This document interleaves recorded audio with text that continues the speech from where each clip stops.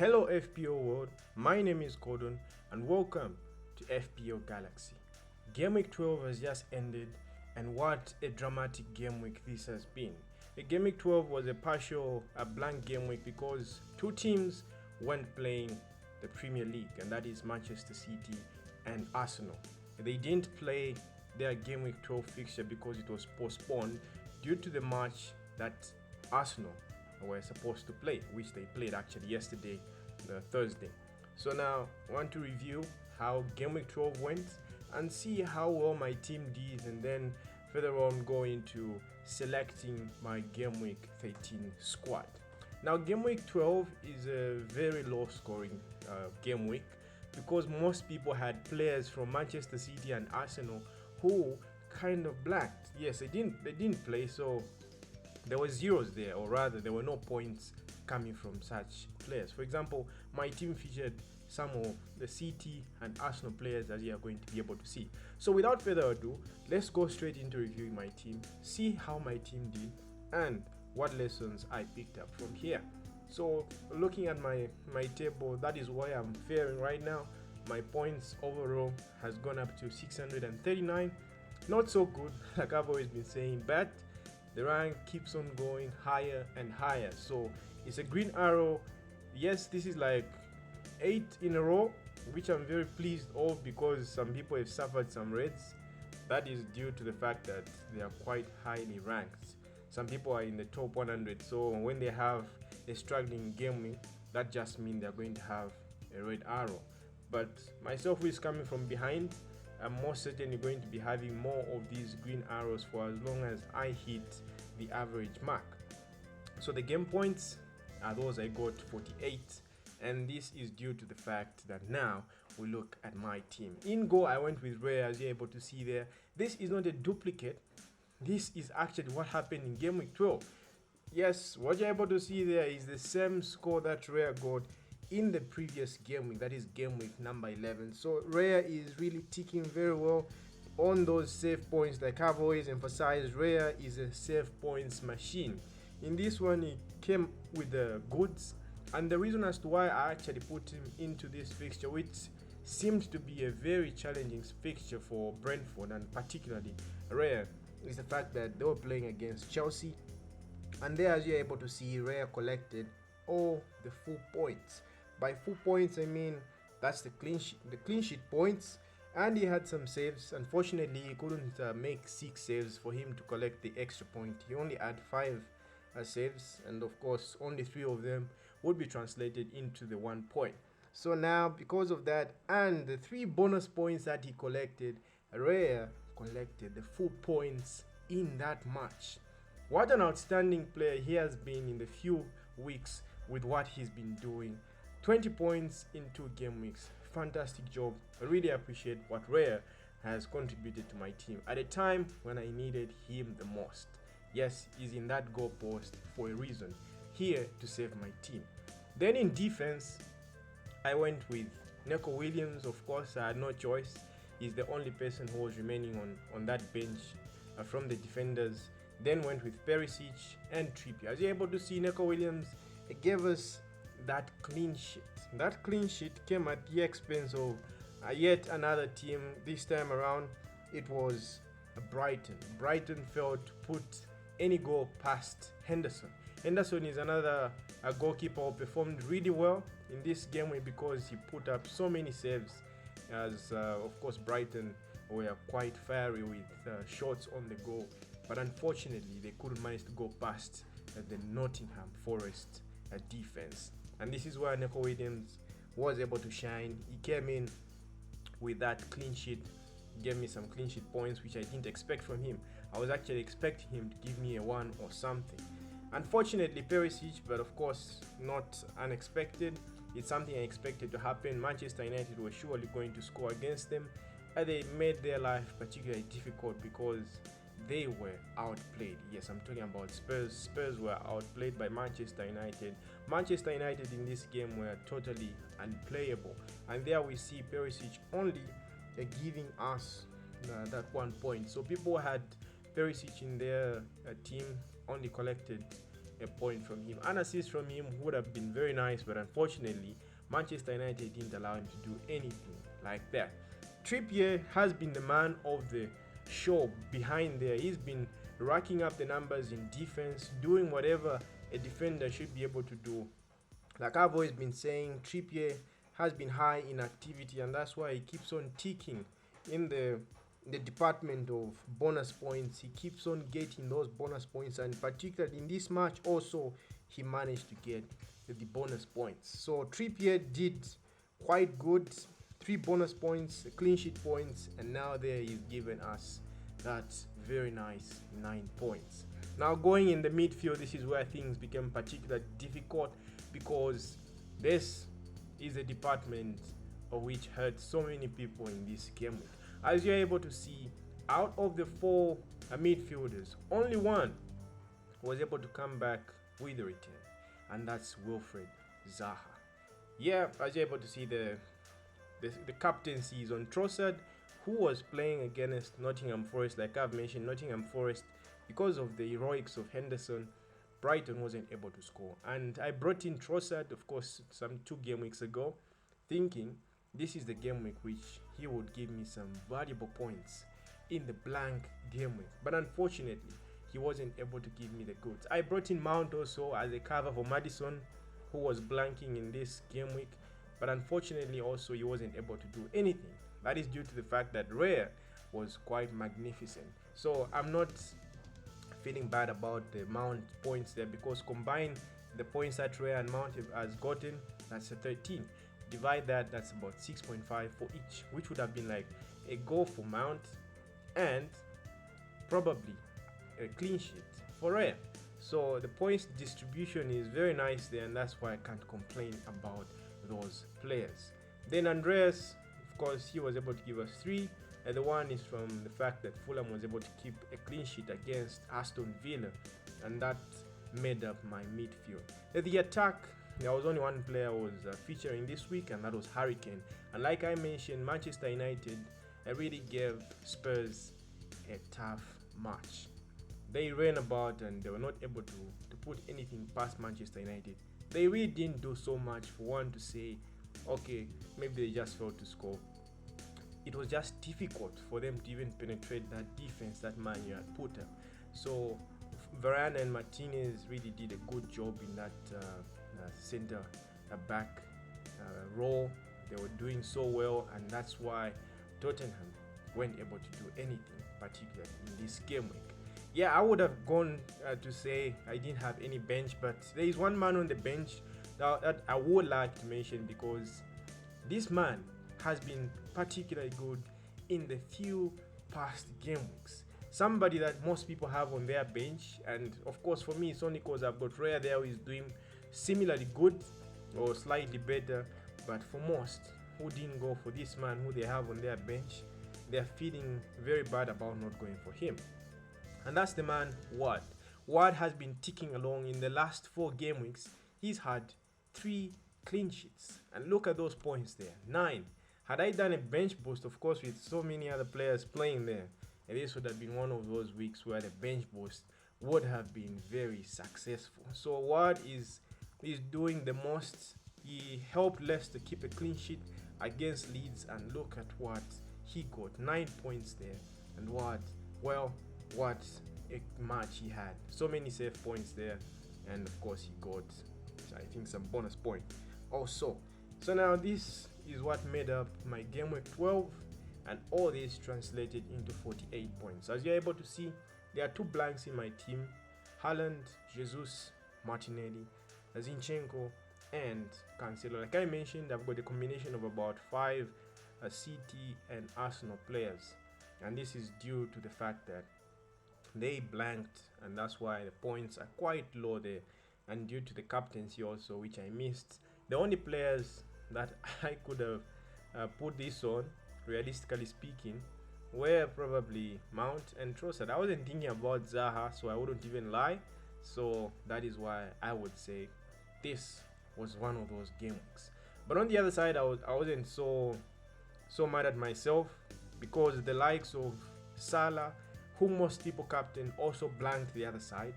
And also I know for a fact that some people put it on Mount, who also blanked. Others put it on Kane, who also blanked. So the captains went, or rather the people who were trusted with the captaincy, armband, didn't particularly do so well. So it was one of those game weeks where you have to trust other players to give you the points, and this is what happened. Now, going into the transfer that I've made, I would like to show you guys the transfer that I've made, and that is that Trossard went out for the man FODEN. So as you're able to see there, FODEN is at 8.3 there, but right now is at 8.4 and still rising. He's number one right now in the transfer ins, sitting at somewhere around 400k people bringing him in, and he may just be able to rise again. He's at 8.4 right now, but I brought him in before that price rise at 8.3, so he may even be able to rise to about 8.5 before the deadline. So Trossard leaves my team, unfortunately, because his fixtures 10. Yeah, I'm saying fixtures 10, but he may even be able to score in the 3 fixtures that are yet to come, or 4 before the World Cup. But I'm bringing in Foden because I can't live with the fact that there's a man who is as dangerous as Haaland in that team, and I have to watch the rival managers around me having him and destroying my rank. And that's why I brought him in there, to be able to give me a buffer so that I don't get hurt in terms of that rank rise or the rank fall. So this was my transfer going into game week 3. I've only made one. I haven't made any points hit. As I've been telling you guys, my strategy going into this season is to reduce the number of hits I make, unless when it is really necessary for me to do so. So no hit taken. I've only made my free transfer, which is Trossard straight to Foden. Now let's go into the team selection for game week 13. In goal, as usual, I go in with the man of the show, Raya. Raya plays against Aston Villa, and I do not know what to expect from this match because their coach was just sacked, and that is Steven Gerrard. So I do not know what to expect from the match that is yet to come. Who is going to be there? There are always those manager bank. Of course, when the manager is sacked, there's a comeback or something like that. So teams usually play differently when there's a new manager who has been appointed, or there's a caretaker manager who wants to do differently. So I don't know what to expect from that match, but hopefully Raya will continue with those saves that he keeps on putting up, and that's why I have backed him again to be in my goal. In defense, I go with the same backline I had, of course, with Cancelo replacing Neco Williams there, who was covering up for his spot as he blanked previously. So Cancelo is playing against Brighton at home. He may be able to assist here or be able to score. I'm not so confident about Manchester City keeping a clean sheet in this one, because Brighton are a team that score also.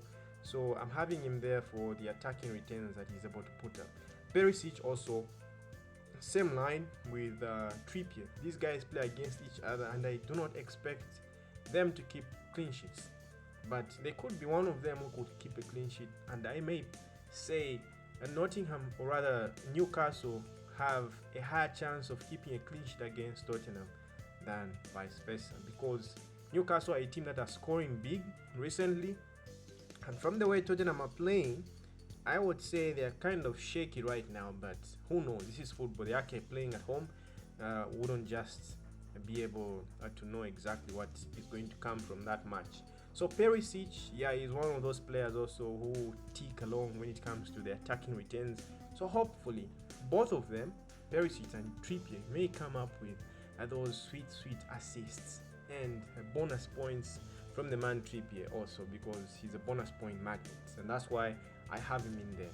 I've backed him to be in defense, and this makes up my defense. Going in the mid, of course, I've got the likes of Mount playing against Manchester United.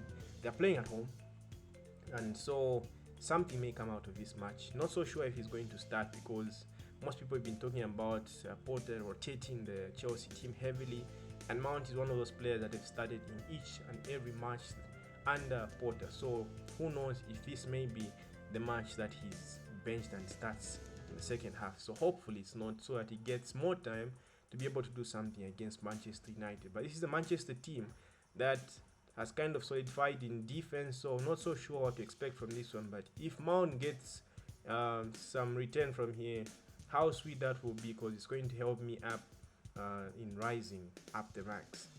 Zaha plays against Everton.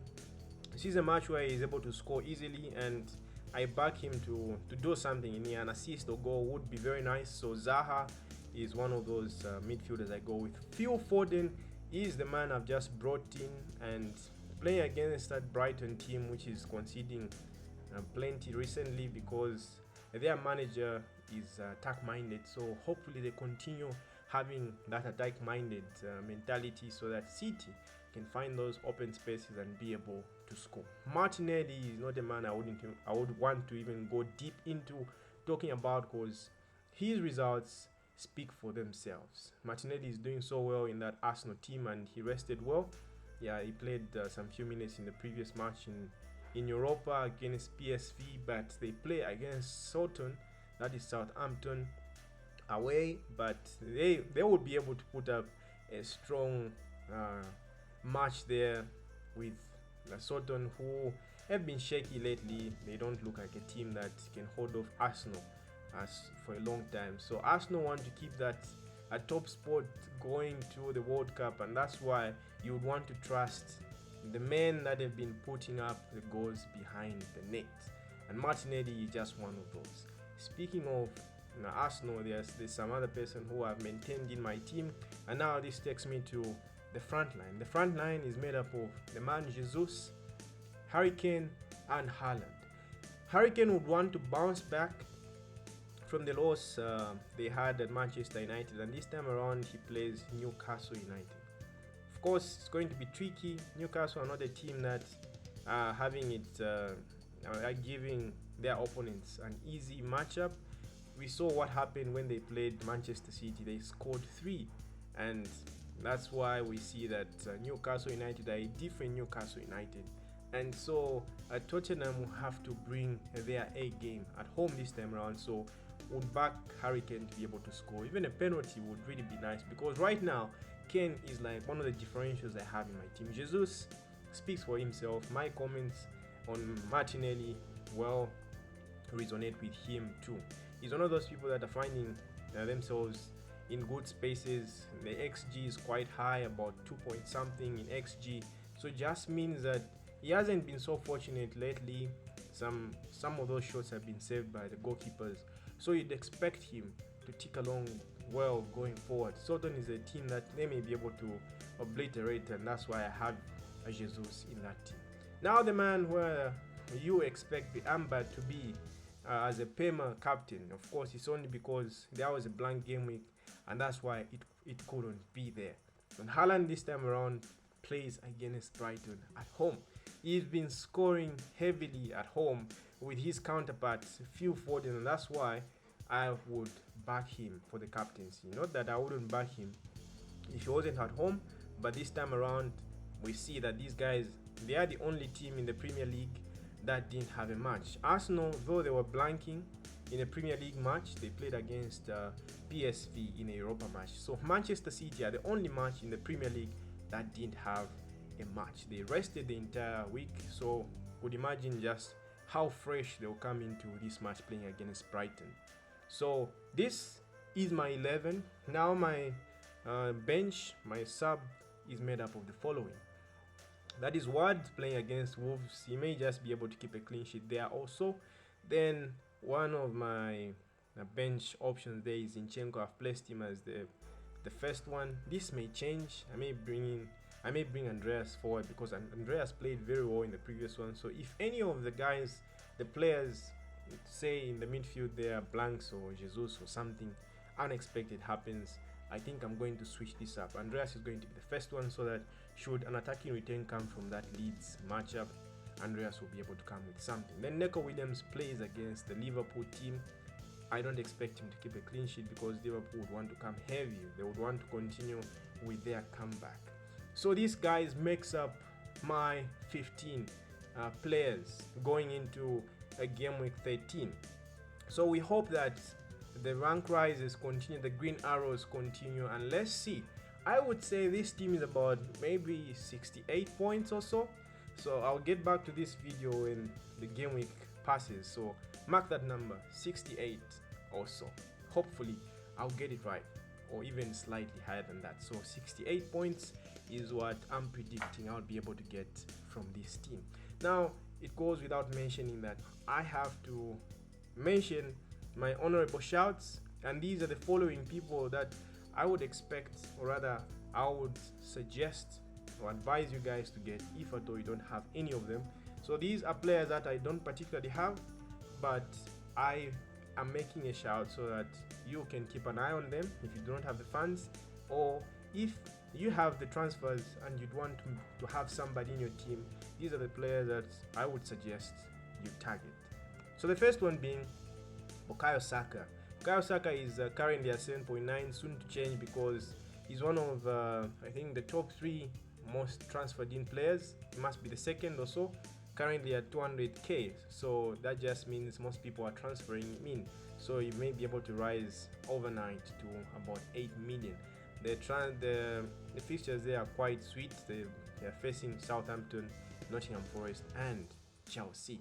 So we see just what is going to happen there. He may be able to get so many points from those 3 fixtures. I may even be able to say he'll get probably 20 or more points from those 3 fixtures combined.